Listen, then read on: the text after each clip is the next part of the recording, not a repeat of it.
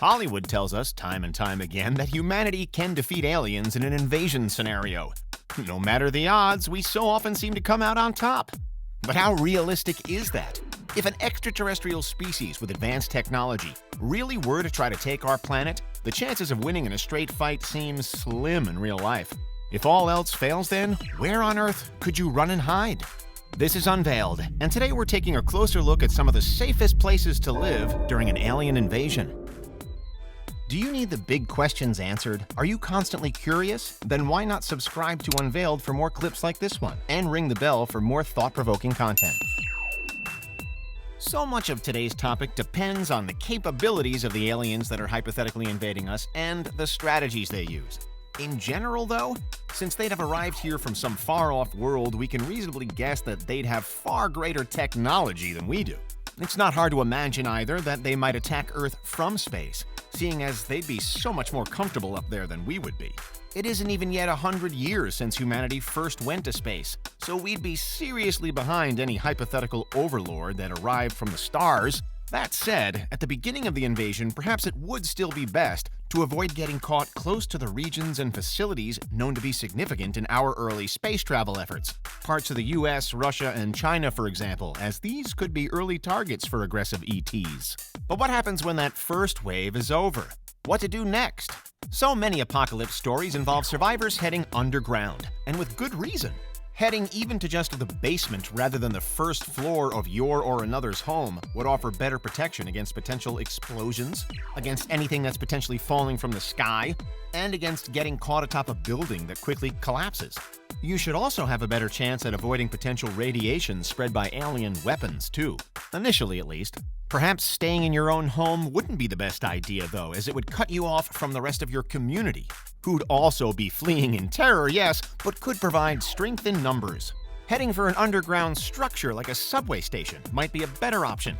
Although really, sheltering in anything that's man-made would never be suitable for the long term, assuming that an invading force would target these places first of all, sure as they would be that humans would congregate there. No, when it comes to underground bolt holes, the best places would be somewhere that humans don't often use, and somewhere that's far away from obviously populated regions. Caves are the simplest answer, being isolated and therefore more likely protected from the first attack on the cities. And there's plenty of precedent already set in the real world, too, with show caves in Missouri, for example, once designated as official fallout shelters by the US government during the Cold War. Many of Earth's cave systems also aren't fully mapped and cataloged, meaning that any alien force with access to our information wouldn't have so great of an advantage. There's still thermal imaging to think about and any other advanced tech that an alien might have, but still. Other cave locales of note include the spectacular Son Doong Cave in Vietnam, which is massive and has plenty of plants growing inside of it for food. Or Mammoth Cave in Kentucky, USA, which still isn't fully explored even by us. Having access to food and water would of course be vital to surviving an alien event, and therefore forests are another potential hiding place. Quite apart from the food that they naturally provide, dense enough forests and woodlands can also protect us from overhead surveillance. It's perhaps little wonder then that hide in the woods was the highest scoring option other than keep moving during a 2020 poll conducted by geeknative.com, which asked participants, where would you go to survive an alien invasion? It just makes a lot of sense. The ideal forest would be one with a river running through it and plenty of wildlife for food. If you happen to find a forest with a cave as well to sleep in, even better.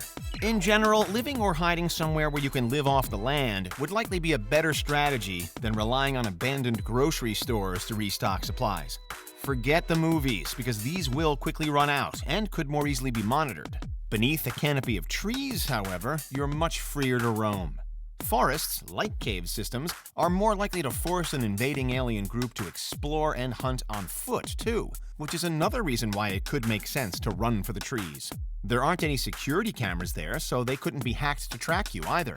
As long as you ditch your phone and smartwatch, you should be much more difficult to trace. Prime safe spots would now include, then, the Amazon rainforest, of course, or the East Australian temperate forests if you find yourself on the other side of our post-apocalyptic world.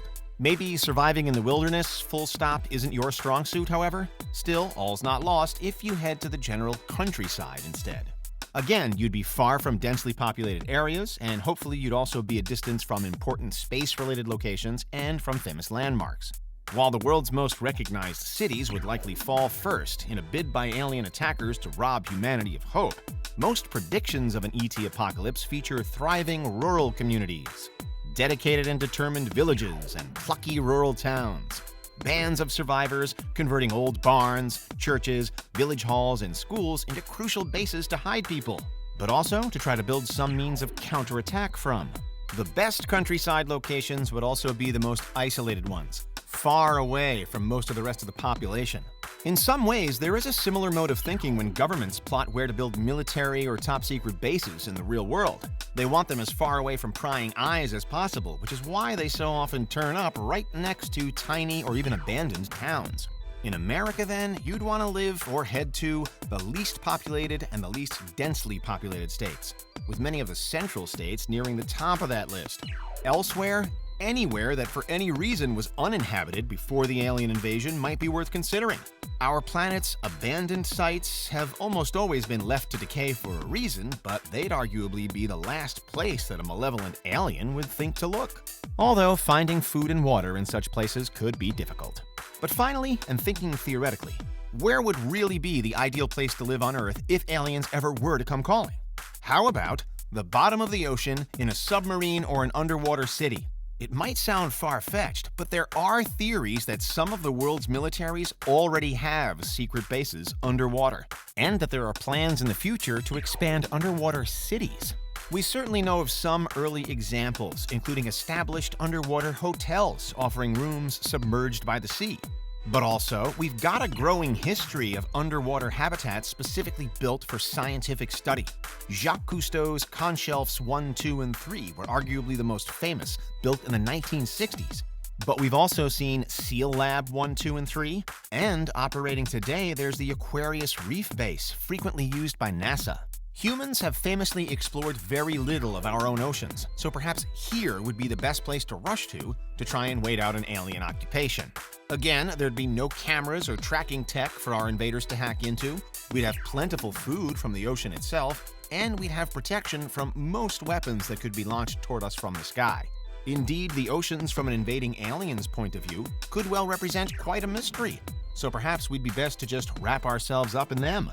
If our ocean tech were sufficiently advanced, it might even be possible to monitor the invasion of our planet without actually being spotted ourselves. Alas, underwater bunkers aren't exactly freely available to us at the moment. But until such time as they are, there are still some places that are better than others when it comes to trying to outrun ETs. And if you were building a house with alien evasion specifically in mind, then best head to the countryside, find yourself a forest, locate a cave within that forest, and start planning the ultimate safe spot. If you could draw up plans for a personal submarine in the meantime, then you'd really be one step ahead. Because those are the safest places to live during an alien invasion. What do you think? Is there anything we missed? Let us know in the comments. Check out these other clips from Unveiled, and make sure you subscribe and ring the bell for our latest content.